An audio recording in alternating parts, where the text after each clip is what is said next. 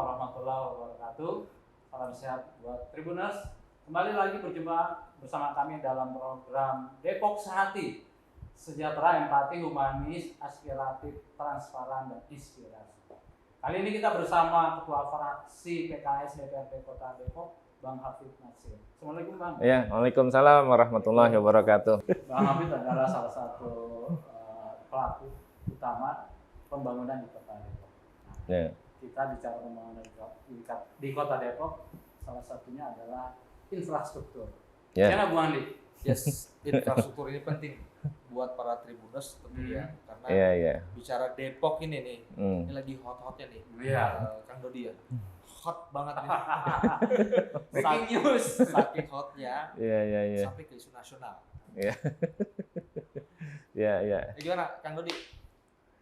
Silakan Bang Hafid, apa yang Depok berikan untuk nasional dari bidang infrastruktur?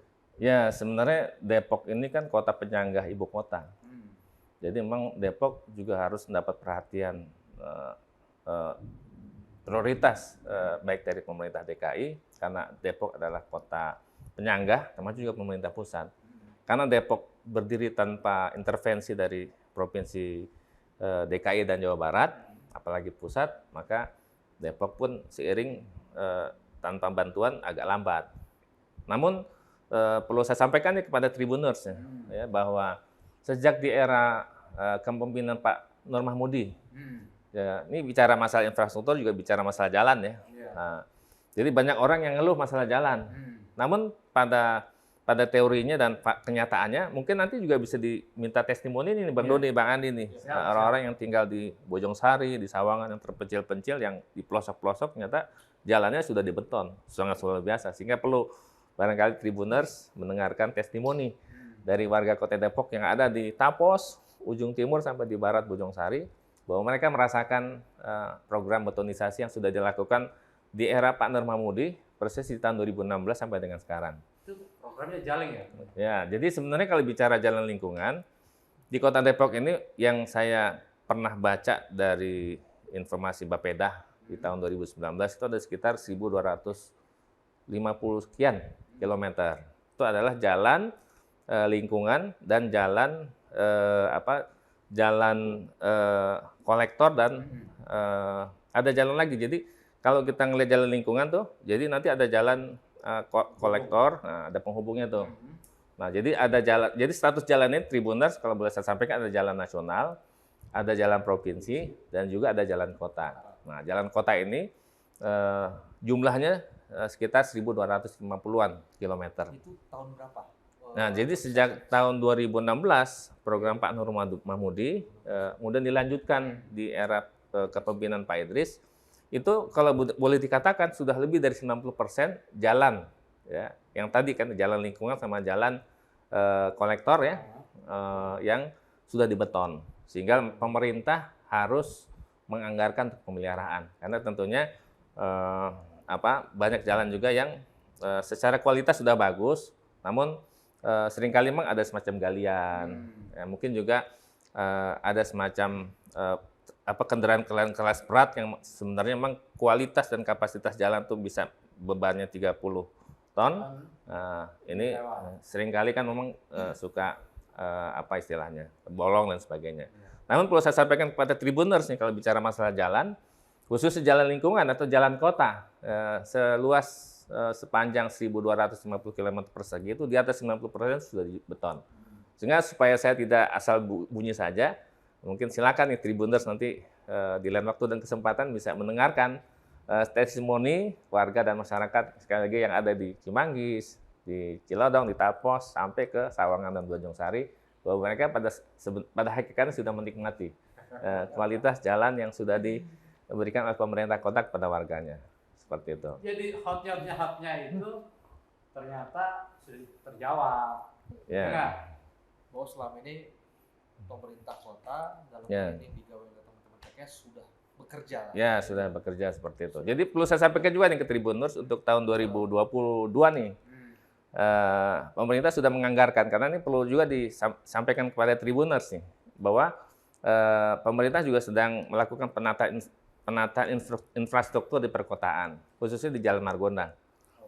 Nah, Jalan Margonda ini sebenarnya menjadi sentral ya Kota Depok. Namun kita harapkan juga di daerah Bojongsari sana pun juga bisa dijadikan sebagai Margonda kedua. Namun yang ingin saya sampaikan kepada Tribuners bahwa pembangunan pedestrian nih kita harapkan memang ini kan sesuatu yang dibutuhkan nih oleh para pejalan kaki ya, yang seringkali kalau berjalan trotoarnya kan kadang tidak bagus, tidak nyaman untuk digunakan. Nah, sejak tahun 2021 sebenarnya sudah ada nih pembangunan pedestrian nih Bang Dodi, Bang Andi. Jadi kalau memang Tribuners jalan-jalan, memang ada 3 segmen yang dilakukan oleh pemerintah untuk pembangunan pedestrian. Nah, segmen pertama inilah segmen yang dimulai dari batas Jalan Kartini, persis perbatasan dengan pembangunan underpass sampai Ramanda, Simpang Ramanda, Bumerang. Itu segmen 1 tuh. Nah, segmen 1 tuh sudah sebagian dibangun pedestrian. Namun ada sisi yang memang sedang dibangun juga underpass. Nah, underpass ini memang belum bisa dibangun pedestrian. Underpass di mana, Pak? Di Dewi Sartika. Oh, yang sekarang berjalan ya? Ya, proses berjalan dan itu dapat bantuan dari pemerintah Provinsi Jawa Barat. Dan rencananya akhir tahun ini sudah selesai di tahun 2022. Jadi ketika pembangunan underpass selesai, maka pedestrian itu dilanjutkan untuk segmen 1-nya. Nah, segmen 2 itu mulai dari Simpang Ramanda sampai ke lampu merah Juanda. Namun karena ini adalah jalan nasional, maka ini di-skip dulu tahun depan karena harus berkoordinasi dengan Kementerian PUPR. Jadi kalau Tribuners tahu jalan nasional di Kota Depok ini bagi Bapak Ibu yang berkendaraan mobil menuju Kota Depok lewat Jagorawi, nah itu jalan nasional itu mulai dari Juanda, jadi sepanjang jalan Juanda itu jalan nasional tuh, nasional tuh Juanda nasional sampai tol, mulai dari situ sampai mentok ke Margonda. Nah ketika Margonda belok kiri, itu jalan nasional sampai Ramanda. Jadi sisi kanan jalan kota, sisi kirinya jalan nasional. Mentok sampai Ramanda naik ke flyover Air Rahman Hakim, itu jalan nasional. Mentok di Jalan Nusantara, belok kiri itu jalan nasional sampai ke simpang simpang Dewi Sartika. Nah, situ. Nah, sampai Jalan Raya Sawangan dan Bojongsari itu jalan nasional. Nah, semuanya di kampung jalan nasional. Sehingga memang Tribuners segmen 2 ini digeser ke tahun depan. Sehingga nanti yang segmen ketiganya itu sudah kalau Tribuners nanti jalan-jalan ke Margonda juga jangan kaget. Ada semacam perapihan dan misalnya perapihan trotoar dan juga pembangunan pedestrian. Itu sampai ke flyover UI. Gitu. Nah, nanti insya Allah mulai dari akses UI, Margonda, kemudian masuk Jalan Kartini sampai belok ke GDC, Jalan Boulevard sampai ke alun-alun insya Allah akan ada pedestrian. Itu dilakukan secara bertahap. Keren. Nah, tapi gini Pak Alkit, yang jadi pertanyaan kami ya. Ya.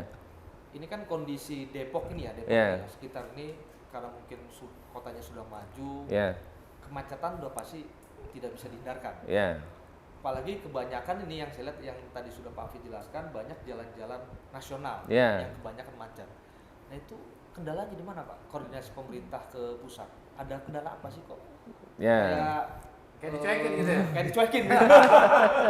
Iya. Kan repot juga bro. Iya. Dicuekin, kitanya maunya cepat gitu kan, mengurangi kemacetan. Kalau di pusatnya tidak. Iya. Siap. Kalau kita namu, tok, assalamualaikum, nggak dibukain pintu. Ya. Nah kendalanya apa tuh Pak? Kendalanya Ya, ini pertanyaan nih. Ya, ini buat Tribuners tahu dan warga Kota Depok perlu ketahui juga nih bahwa sebenarnya memang pemerintah kota tidak tinggal diam ketika terjadi kemacetan di exit tol Jalan Sawangan. Jadi exit tol Sawangan itu kan sebenarnya salah satu exit tol Depok Antasari. Ya. Jadi kalau Tribuners jalan-jalan dari Fatmawati itu masuk pintu tol Fatmawati kan Antasari itu kan sampai nanti insya Allah tol ini sekarang ini baru sampai Sawangan. Nah, nanti akan lanjut ke Cipayung dan Bojonggede dan nanti masuk ke ring roadnya Kota Bogor. Nah persoalannya ketika memang terjadi komunikasi antara pemerintah daerah dan Kementerian Pusat, Kementerian PUPR khususnya pemerintah Depok sudah menyampaikan nih, kalau exit tol Sawangan, tol Depok Antasari ini dibuka, pasti akan terjadi kemacetan yang sangat luar biasa. Apalagi itu adalah jalan nasional, sehingga perlu ada semacam perluasan kiri dan kanan jalan raya Sawangan. Sehingga kalau memang ini dilakukan oleh pemerintah pusat, maka warga masyarakat Kota Depok yang selama ini menggunakan jalan itu, terutama di Sabtu Minggu, agak terurai itu kemacetannya, Bang Andi. Nah, persoalannya karena ini adalah jalan nasional dan sudah ada semacam usulan dari pemerintah daerah ke pemerintah pusat, khususnya Kementerian PUPR, agar pembebasan dan pembangunan kiri kanan jalan ini menggunakan anggaran pusat, karena kalau menggunakan APBD sangat tidak mampu. Tapi sudah diajukan, Pak? Sudah. Nah, sudah ada komunikasi juga dengan Kementerian PUPR. Tahun berapa, Pak, diajukan? Nah, itu semenjak exit tol itu dibuka saja sekitar tahun 2020-an ya. Sudah cukup lama. Dan saya secara pribadi pada saat rapat dengan perangkat daerah, khusus dengan Bapeda, sudah kami ingatkan berulang kali. Dan Bapeda juga sudah menyampaikan memang sulitnya birokrasi ini antara pemerintah daerah dengan pemerintah pusat. Tapi mudah-mudahan dengan penyampaian saya ini ke Tribuners didengar oleh pemerintah pusat agar pembebasan dan pelebaran jalan Sawangan di dua sisi ya.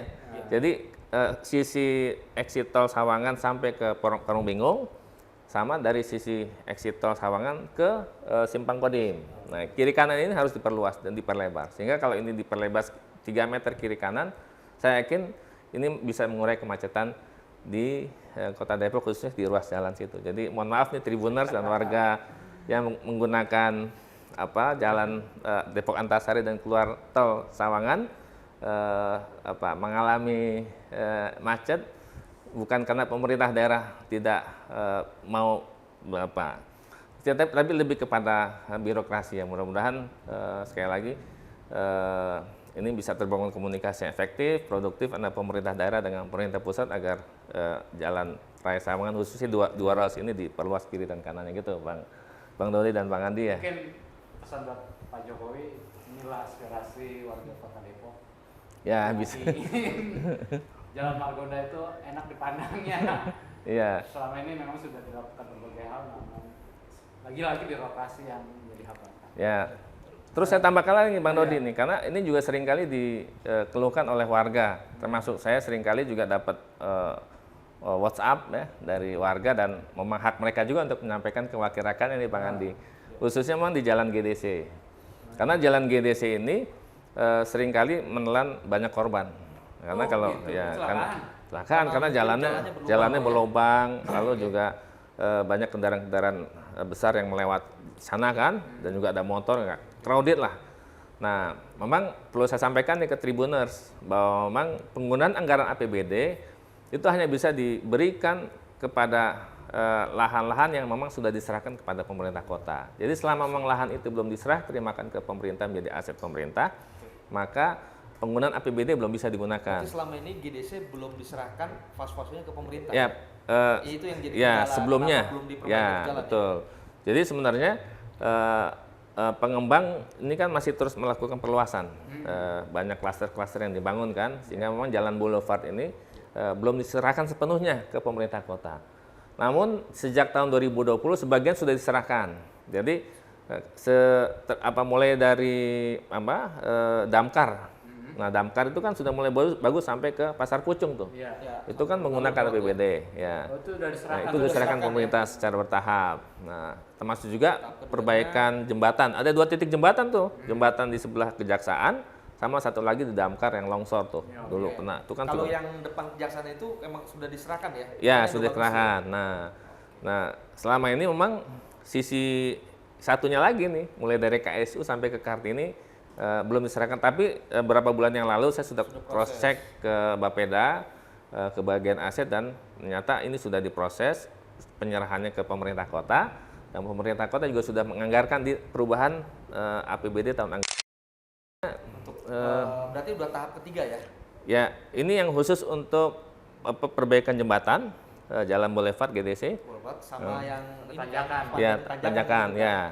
Nah, ini pun juga masih dalam penyesuaian karena melihat kondisi, karena sekarang ini kan sedang inflasi, ya juga ada kenaikan BBM, juga ada kebijakan dari Menteri Keuangan kaitan dengan belanja wajib yang diharuskan 2% dialokasikan untuk warga miskin, disabilitas sama lansia, termasuk juga sumber angkot, ojek itu kan. Nah, termasuk juga beberapa kebijakan-kebijakan yang mengharuskan pro kepada warga yang terdampak inflasi dan sehingga mudah-mudahan bisa tuntas nih betonisasi mulai dari Kartini di tahun ini ya. Kartini masuk Jalan Boulevard sampai ke KSU. Wow. Gitu. Termasuk jembatannya, mudah-mudahan. Dibetonisasi. Betonisasi. Itu harus dibetonisasi karena di situ akan dilewati oleh kendaraan-kendaraan kelas berat. Ya, mudah-mudahan ini sebagai news ya buat Tribuners, buat warga Depok yang mendengarkan bahwa memang sekali lagi pemerintah nggak tinggal diam terkait dengan permasalahan yang ada di GDC meskipun sudah sekian banyak orang jatuh dan juga menelan korban. Namun sekali lagi pemerintah kota harus juga menjalankan tahapan. Ya, pengembang harus menyerahkan asetnya ke pemerintah kota, tercatat sebagai aset pemerintah kota, baru pemerintah bisa menganggarkan dari sumber APBD. Karena kalau enggak, nanti kena OTT lagi kan bahaya. OTT, bukan OTT Bang Hamdan ya. Itu OTT. OTT. Iya. Tribuners berarti sudah disampaikan bahwa di kota Depok itu jalan-jalan sudah diperbaiki, terutama di jalan-jalan lingkungan sudah betonisasi bahkan jumlahnya ribuan. Ya, sudah di atas 90%. Secara persentase jalan tingkat kota sudah di atas 90% dibetonisasi. 90% dari yang 12.000 itu ya? 1.250 km. 90% sudah terrealisasi. Ya. Jadi lihat-lihat aja kalau nggak percaya. Ya. Nah ini sekalian waktu sama Tribuners nanti sekali-kali bisa mendengarkan testimoni dari warga Kota Depok lah. Jadi bukan kata saya, tapi kata warga masyarakat Kota Depok. Sekaligus ini untuk menepis kali ya? Ya, bisa jadi karena memang sudah menepis apa? Itu udah nasional bro. Iya. Udah nasional sekali bahwa PKS memimpin di Depok sudah 20 tahun. Iya. Terus tiba-tiba ada selentingan, ada omongan 20 tahun itu PKS kerjaan apa aja. Yeah. Nah, ini kan salah satu bukti bahwa teman-teman PKS melalui pemerintah kota sudah menjalankan kerjanya, salah satunya adalah betonisasi ya. Betul. Tapi perlu saya sampaikan juga nih, antara pembangunan infrastruktur sama pembangunan SDM itu harus selaras, harus sinergi. Apa artinya sebuah pembangunan infrastruktur kalau SDM-nya tidak terperhatikan? Artinya, jadi kalau bicara masalah indeks pembangunan manusia, lagi-lagi nih perlu saya sampaikan nih, indeks pembangunan manusia yang kita sering gunakan dengan istilah IPM. Ini secara statistik, sejak di era Pak Nur Mahmudi, itu trennya selalu naik.